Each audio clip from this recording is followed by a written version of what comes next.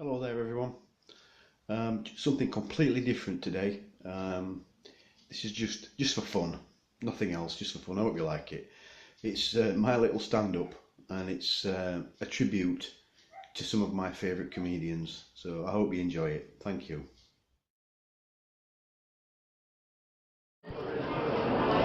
Ladies and gentlemen, please take your seats and welcome onto the stage, as part of his Tottenham Take Me tour, live in the kitchen, Paul Dix.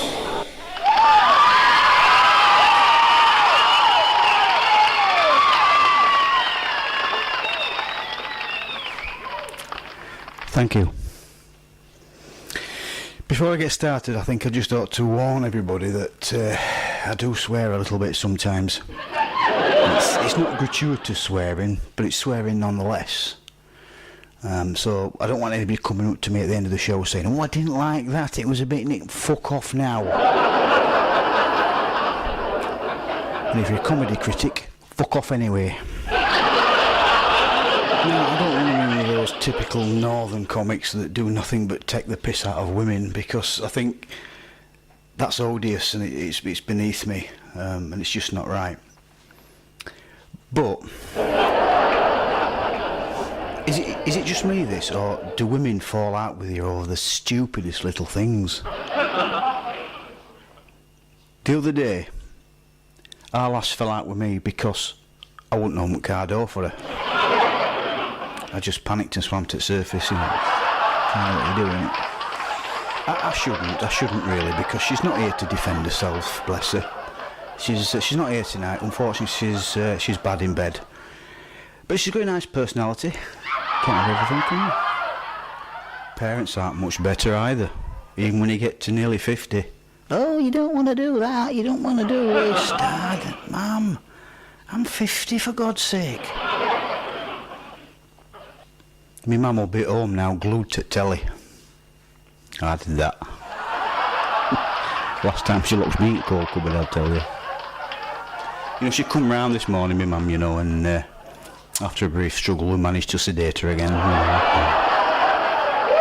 But she's managed to travel and things like that now, you know. At a late age, at her twilight years, she decides that she must go travelling the world. And I think I'm missing out here, me. So I went to London. So I've been doing a bit of filming down there, you see, for a couple of weeks. So I've got a new camcorder, you see, and I was just testing it out. And I was stuck in this horrible little poxy hotel. And it didn't have a telly, and I thought, I've got to have a telly. So I thought, I'll go down to Curry's and get myself a telly, you know. And I stood there in Curry's and I'm looking around. I said, oh, I like that one there on that shelf there, but I'm very patriotic, me, though. I won't buy anything that's not British. If it's not British, I won't buy it. So I says to the lad, is that telly there, is it British? He says, yeah, it's British, that, mate. He says, get it bought. So I thought, go on then, I'll have that one then. So he took it down off a shelf and he's putting it away, and I says, hang on a minute. He thinks I'm daft. I says, it says built-in antenna on box.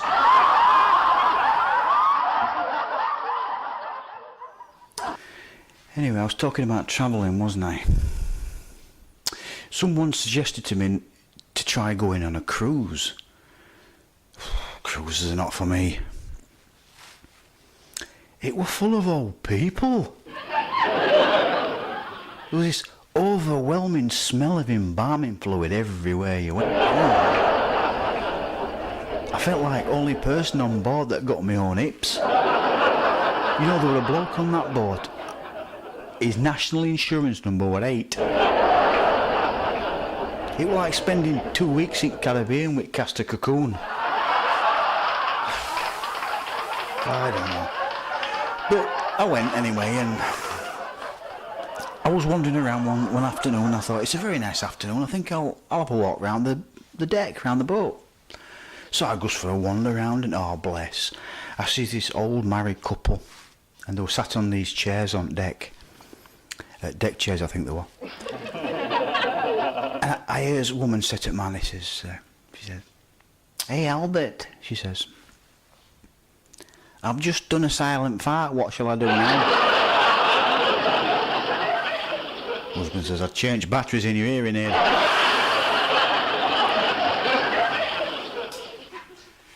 Don't mind if I smoke, do you?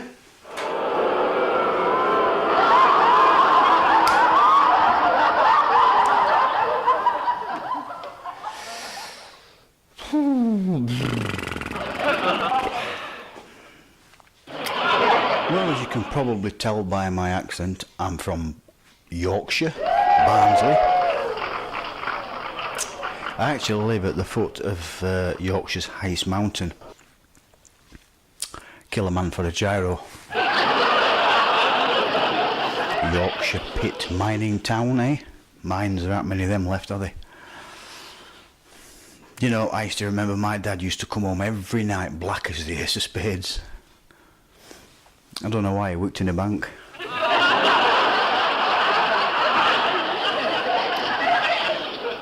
But one thing I've noticed, ladies and gentlemen, is that there seems to be a north-south divide. Would you agree? Basically, southerners think we're thick. They think we're thick. It's mainly around the M25 sort of area, you know, that sort of area. You know, like places like Bromley and Newcastle. But they think we're a bunch of Palestines. We're not. It's just not true, is it?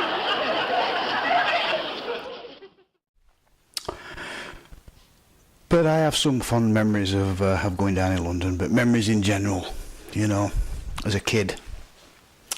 We all have memories as kids, don't we? I remember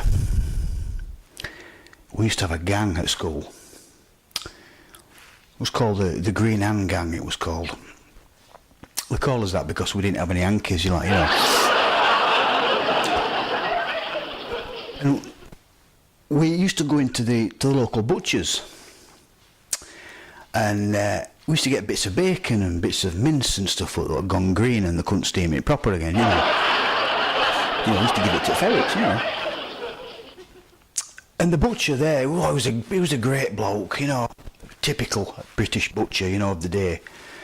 Big, tall bloke, big fat fella with big red face, genie eyes, ginger hair, you know. Always laughing as he's leaning on weighing machine. Pound of bacon, love, is it? Pound of chops. And he was a great bloke. And one Saturday afternoon we went in and we didn't realise his son had taken over. What a different bloke, a completely different bloke he was. What a wart. So tight, he won't give a door a bang, you know. If on a Crutching road one day went home and broke his wife's leg, you know the sort. Well, we'd gone in and we said, hey, mister, have you got any bits of bacon or what you don't want? And he went, smack! Oh, right on my mate's snot box. Right on his snot box. And they all said, hey, nobody that's a member at Green Hand Gang round here and gets away with it. Give him sign, lads. We all went, So we decided to work out some revenge plan. So we went in next Saturday morning and the shop's full of all these women, you know, that they were all mill girls back in them days, so, you know, they all worked at local sewing factory, so they couldn't hear what each two were saying at work, so they'd learn sign language and lip reading and stuff to be able to understand what they're saying. They're all in there like this. Ooh. You've seen them, haven't you? Turban with knot on front, slippers with pom-poms on, purse gripped in one hand like that. You try and mug in one of them, she'd snap your spine, wouldn't she? And they're all giving it, oh, our Bert had a bad do last Christmas. Oh, we didn't, did it? Oh, we did, yes. Mind you, at number 14's been very poorly, hasn't she? Oh, she has, yeah. She's had it all took away, you know. She's had it all took away. Yeah, that's right, yeah, bailiffs come, wardrobes, chairs, the lot's all gone, you know. They're giving it all this and sat there. And we comes in Green Hand Gang of revenge, and we've got a dead dog on a bit of old rope, and we threw it up on the counter and said, that's last one today, we'll bring some more tomorrow. Yeah, one or two of you are looking at me thinking that guy's thick. down here saying, what's he on about? Newcastle's in Scotland, isn't it? But then you grow up, don't you? You start to realise that life's maybe not as simple as you first thought it was. And then you eventually get introduced to alcohol, don't you? Oh my goodness, I remember the first time I ever got drunk. Oh dear me. God, what an awful, awful experience. But it doesn't stop us, does it? We still do it no matter what. Every weekend we're out there chundering all over the pavement. And we don't care, we still do it. I remember when I think it was my 18th birthday it was. I'd been out all night in York, free beer on my birthday. And I was, oh God, I was like this. I was wobbling all over the place and my head was going round. And I got home. When I got home, I thought, oh my God, she's going to kill me. She's going to kill me. So I'm trying to be quiet now. I'm stood at Garden Gate like this and who put this turnstile here? You know what I mean, don't you? And when you get to the door, don't you, fumbling around trying to find your keys and you're dropping them on the floor and you're picking up and you find the right key and then keyhole starts moving up and down the door, don't it? You can't get anyway, you finally get it in like that, you know, turn key, click. I open the door very, very quietly so as not to wake anybody up. And I just got the door up and I looked up and there was a dead cat hung from the light socket. And I'd just done a course on voodoo at Scunthorpe Polytechnic and I didn't know what it was, but I knew it was something bad. So I managed to get, and I got to the bottom, you know, to landing where I keep my stairs, and I'm like this, with my hand against the wall like. It's stupid really, isn't it? Because sometimes you still live it morning when everybody gets up. Oh, how bad. So I made my way into the kitchen and I sat down at the table and I've got my head on my hands like this and some room's spinning round and I'm feeling sick and I'm dizzy and all. And it was about then that I realised that I needed a wee-wee. And it wanted tiddle this either, it was a proper wee-wee and all. And I thought, oh my goodness, and I thought I can't go upstairs, you know, and wake everybody up and flush toilet and everything, so I thought, what am I going to do? And I'm looking around the kitchen and I saw this milk bottle on the draining board. And I looked at it. I don't mean I looked at it, well, I probably did look at it, I don't know, but I looked at it and I thought, well, I'd get it in but I won't get it out again. You know, so I'm thinking all this and I thought, oh my goodness me. But I'm not proud of what I'm going to tell you now. But I did a wee in sync. Come on, we've all done it. We've all done it. Hands up all those who've never done a wee in sync. So we've all done a wee in sync. But the thing was, I discovered that if I stood on my tiptoes, I could just rest it outside the sink there and have both hands free for a fag. It were great. Oh. Anyway, I got going, you know, and the relief, you know, the relief when you've been dying for a week for so long. And I got going now, and I looked down and I thought she could have washed these pots before she went to bed, you know. I can't stand still doing this, mate. And then I started to get a bit creative, you know, and I looked down, I thought, I wonder if I can knock that bit of egg off that plate there. I had to shut one eye, but I did it. And I thought, oh, I best go upstairs now, and I'm creeping through the living room, and I got to the bottom of the stairs, and I put my foot on the first step. And no sooner as I put my foot on the first step, those dulcet tones drifted ethereal across the landing. What was it she said? Oh yeah, bless her. What time is this then? She said. Well, I was upset really more than anything because I just spent 52 quid on bedside clock and she's shouting down asking me time at 4:30 in the morning, you know. And but as I said before, I shouldn't rip her, you know. I shouldn't really. She's not here to defend herself, and you know. And sometimes, you know, she looks at me and it's almost like she can understand what I'm saying, you know. It's like she's got a mind of her own sometimes. But, next morning I would, sat on the chair pruning some walnuts, and she come in and she says to me, do you notice anything different about me? I said, no. She says, go on. I says, oh, you've had your hair done. She says, no. I says, you've got some new shoes. She says, no. I said, you've got a new dress. She says, no. She says, I'm wearing a gas mask.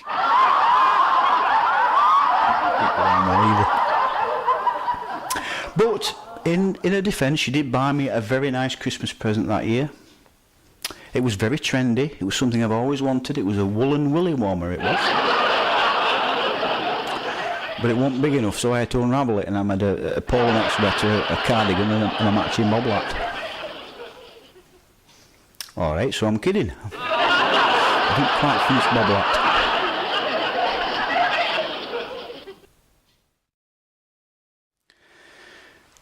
And then you get a little bit older, don't you, and you start to discover girls, boys, don't you? Isn't it a chore, though? Isn't it a chore? It's so difficult, isn't it, for us lads? I were never any good at that, me. I were rubbish. I were always dodging one me that were left on his own at nightclub, And you think, oh, sod this, I've had enough of this, I'm going home, It's just about that point, when you think, I've had enough, I'm going home, when in walks the most beautiful woman you've ever seen in your life. Straight out of a shampoo advert. Still in slow motion. And everybody's head turns. And everyone's heart beats with the same longing. And those timeless words, thousands of years of poetry come together to place those same timeless words on the lips of every man. I could give her one. And it's not necessary, is it? It's just not necessary, is it? But nowadays, paying £8.50 to go into a nightclub and watch a 16-year-old shop assistant chew chewing gum and dance round her handbag ain't my idea of a good night out anymore. But imagine this, condoms is another thing. Condoms, oh my God, who invented condoms? I think condoms were invented by women, me, for a laugh. Why else would they make them 9 inches long and 4 inches wide? It's a blow to your manhood when you realise you can get another 4 more in there outside of you, doesn't it? But the horrible things out there, it's like getting in bath with your socks on. No, you can't tell me that putting on one of those things isn't going to spoil the most hallowed of moments, is it? Of course it is. Picture this.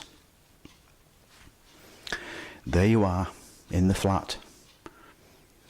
You finally managed to get her back to your flat. The lights are turned down dark.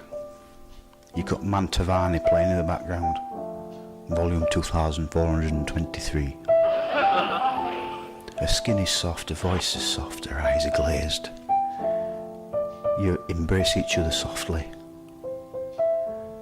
And her knees, they're almost together. Just enough to reveal white silk panties. Panties. With Wednesday embroidered across the front. A quick calculation lets you know she's had them on for 5 days.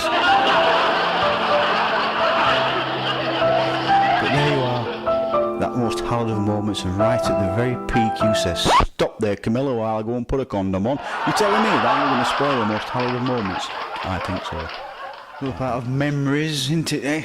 Families. They can be your best friends or your worst enemies, can't they, your families?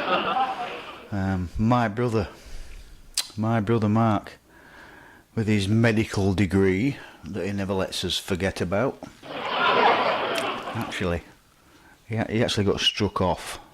He got caught having sex with one of his patients. It's a shame, he was a bloody good vet and all, our Mark.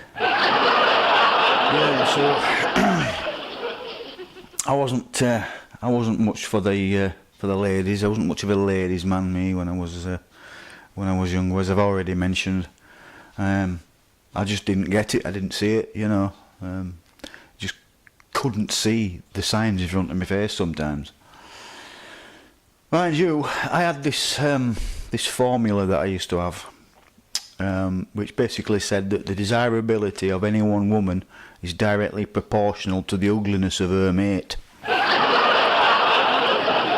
one or two of you going, it's not me he's talking about, it's you he's talking about.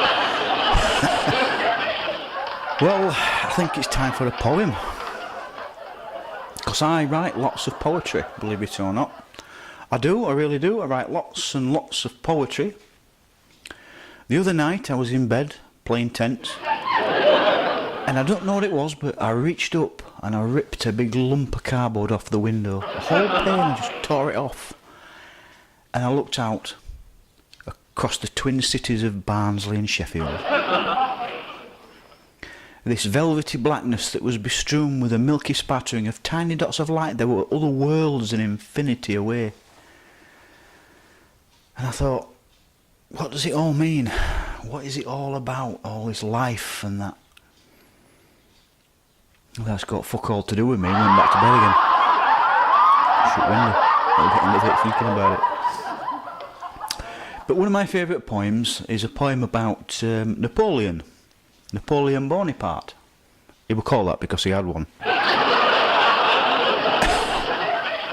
And you've all seen him in that book, haven't you, War and Peace? Well, we had a better one round our way. It was called Pie and Peas. It was much better. But yeah, you've always seen these pictures of Napoleon with his hand up his vest like this. Now, a lot of people were thinking he would change batteries in his hearing aid. They were checking to see if he'd left his armpits on bus, because he always leave his armpits on bus. He'd take them off and forget them. But the truth was that Napoleon used to chew his fingernails. And he chewed them that bad that the ends of his fingers looked like celery that'd been smacked with a brick hammer. He used to pick his nose with a Black & Decker. But that's the truth. See, not everything you read in history books is correct. This is the true story. He didn't come from France or Sardinia, he come from Fleetwood. He was a Fleetwood tramway until French bought him as a national hero sale at Lytham St Andrews, I think it was. But this is a story about Napoleon. It's called Napoleon's Retreat from Wigan. 'Twas on the plains of Earlham. The year was 1815. And Napoleon was sat in his long johns, supping brasso with Josephine. He chewed his nails to the very quick, so he chewed 'em down to slow. He was chewing very hard, but up the backyard come a corporal, his nose all aglow. "Eh bien, mon capitaine," he said. "Sacre bleu, menelaus, parlez-vous." And Boney spat out a big lump of nail and said, "Bugger me, what's to do?" "It's lads," cried Corporal, picking his nose. "We played Wigan at billiards last night, but Wigan lads cheated and gave us wobbly cues and sewed all pockets up tight. And they put lard on us balls and glue on us chalk, and they stuffed us wellies up with barbed wire. Then they bunged us muskets up with parking so we couldn't get the buggers to fire. And we had to walk home after punch up, 'cause Tramguard looked at us right black. He said, 'Bog off, froggies,' so we had to leg it all the way back." "Ecky le pecky," said Boney. "We'll show 'em what team's the best."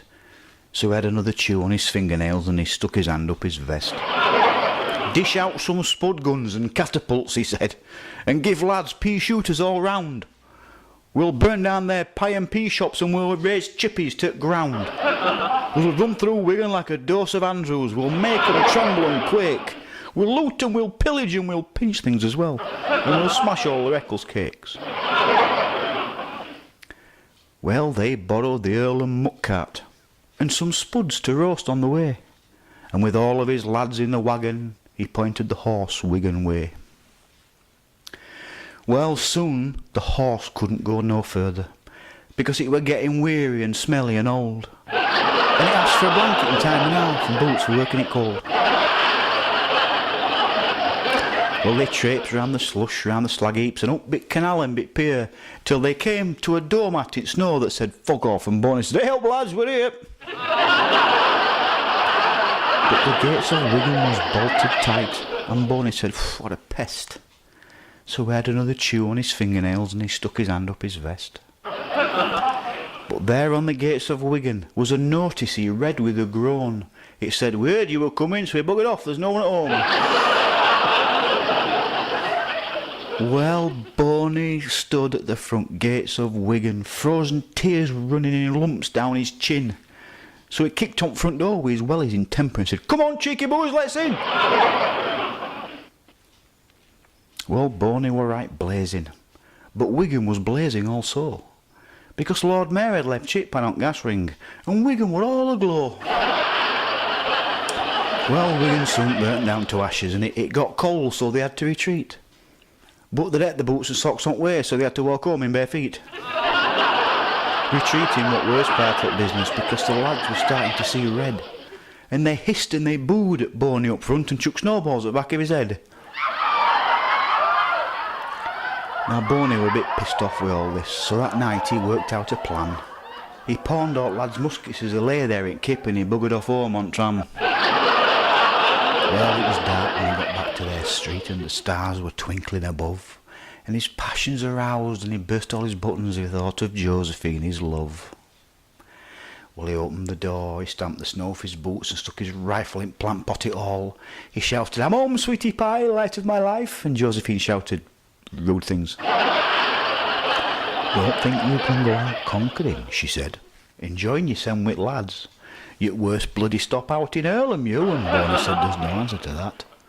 "You haven't finished paper in the lobby yet, and the house is a right bloody mess, and all you can do is stand there chewing your nails and sticking your hand up your vest." Ooh, she flew downstairs and she smashed him in gob, and when he tried to get in bed she got right nasty and picked up the paw and emptied it all his head. She made him sleep downstairs on the hearthrug, tossing and turning without rest, kicking the cat and chewing his nails and sticking his hand up his vest. So you see what they say in those history books, it's not always right. It were Boney who got the deaf and dumb breakfast, and it were Josephine who said not tonight. Thank you.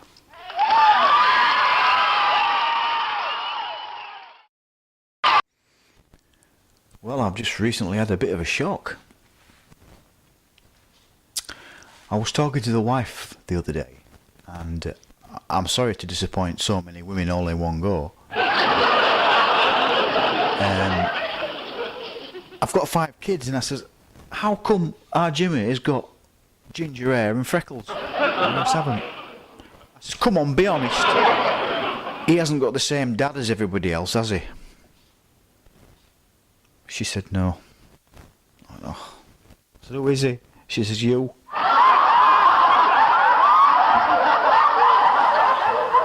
Oh dear. So I was a bit upset.